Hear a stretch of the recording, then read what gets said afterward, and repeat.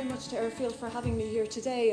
I absolutely love this place. I think that any venue that comes with cows and donkeys looking in at you can only be a great place to be. I actually got married here, but that's just an aside. 2 years ago, it was great. So I'll just start off today to say, you know, I've had the series in the Irish Times for a while, but when I was a child, I loved to read. And when I learned how to read, I was really delighted with myself. You know, I'd run around going, oh, look, John Deere, Flahavins, cornflakes. But it was really quite boring reading a cornflakes packet a few years ago. There wasn't really that much information as much as there is now. And I do think if I were a child today, reading the packets, the food packets, the biscuits, you know, I'd be well on my way to studying biochemistry at TCD by this stage.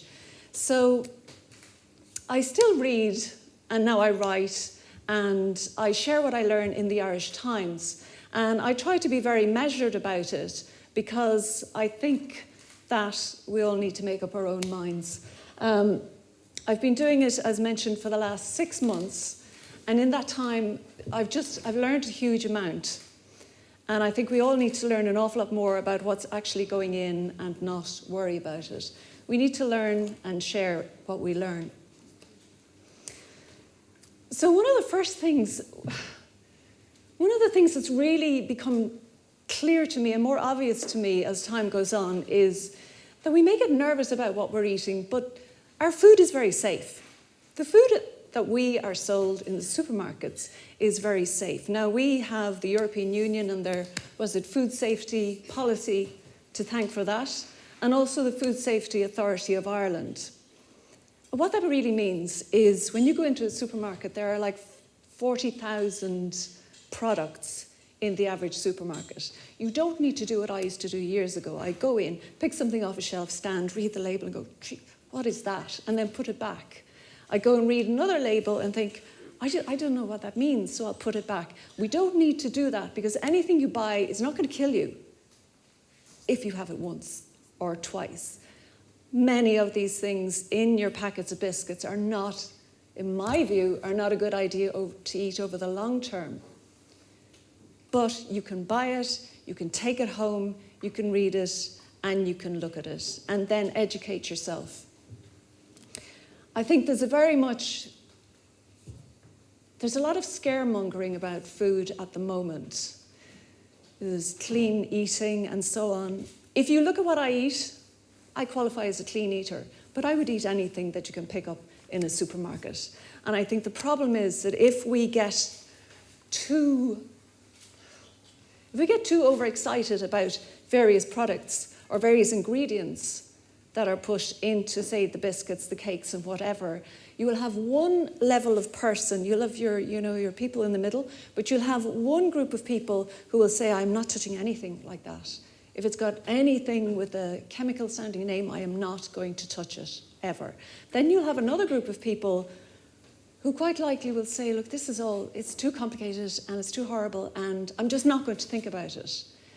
And we can see that that's not a great idea. You don't want people going around eating whatever biscuits, you know, with 20, 40 ingredients, with some of the new ingredients that we were talking about earlier, before we came here, some of the new ingredients that are being put in that sound like they're good for you, they sound like they'll help your gut, but in fact will do the opposite. So I really want to get this point across. Everything that comes, and I hope you understand that I'm not saying, don't worry about it, eat what you like. What I'm saying is, buy what you like, try it out, and check it out to see what is in there. You know, do you need to worry about it or not? Go on to Google. I've got a whole series that you can read. But I'm not the only one that does this. The Daily Mail regularly does stories about what is in your food. All the other newspapers and magazines are doing it now too. So please do that. Another thing is that people say manufacturers are out to con us, they're out to mislead us. Are they really? Yeah, okay. Some of them are. There are always manufacturers out there who are at one end of the scale. There are people who, yes, they would love to con you. On the other end of the scale, then you have your small manufacturers who are making their own cheese or making their own honey, and their products are really excellent. So no, you can't say manufacturers are out to con us, but there's one thing you can absolutely say. Manufacturers or food producers, they want to woo you. They want you to fall in love with them. They want to seduce you, and you know why? Because if they get your loyalty, you will go in and you will put down your €2 for a can of water that is flavoured with caffeine, sugar, what else is in Coke?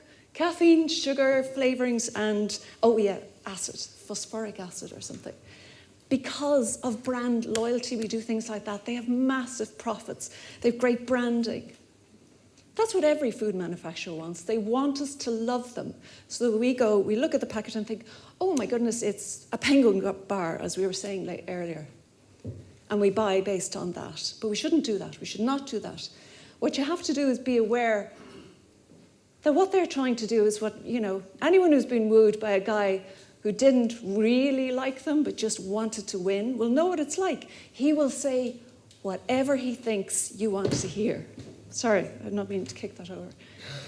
And that's what food manufacturers do as well. They will say what they think we want to hear. We want cheap food. They will give us whatever looks cheap and yet looks good. We want food to be healthy, so they will tell us on the front of the packet, look, it's really healthy, it's good for you. Fat-free for years. Fat-free was a big thing because people wanted that. Sugar-free. Irish is a huge selling point because they know that we want that. So you have to be aware. Be aware, first of all, that every packet that you pick up is marketing. That's their opportunity to sell you things. When you walk into the supermarket, you don't walk in and peruse and go, I'm just browsing. You're there to buy. They know you're there to buy.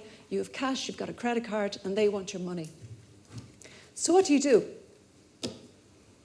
Ignore the pretty pictures. It's rare that the most beautiful packaging has the best products. Okay, it does happen, but it's not always the case. You have to watch out for things like flags. You'll see flags. Am I green light? What does that mean? Green is go. Still go. Still go. Good. I'll speed up now. So just be aware. They put these things on, right? They put flags on the food. They'll put an Irish flag on the food. Jesus. Hurry up.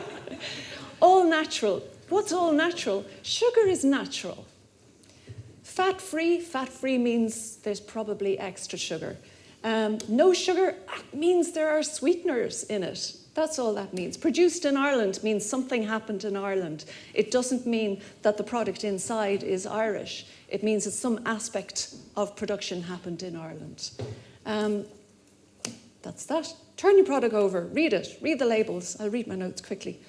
The important thing is you can Google all this information. We've done it in all the... You can also buy things, take them home, and read the packet there where you have time to look at it. But the other thing is, a lot of supermarkets now, SuperValu, Tesco, and all the rest, they actually put the whole list of ingredients, they actually put the whole picture online. You don't even have to buy it. You can look at something, you're thinking of buying it, and see there whether you want to have it or not. I think we forget that we have a choice. We have power as consumers. You cannot buy the things. You can also complain. You can complain to the manufacturer and say, you said this is Irish, but on the back of the packet, as happens with a lot of cheap things, it tells me that your chicken is actually from Brazil or Thailand is actually the most popular places. You can then complain to the FSAI, the Food Safety Authority of Ireland, if you are not happy. And we should do that because this very week, a consumer association complained and, okay. I know, it's like the Oscars, you're off the stage. Consumer Association complained about German brewers saying that beer was healthy and was good for you, and so they had to take those words off. So we can make change, you just have to realise the power is in your hands. Thank you very much.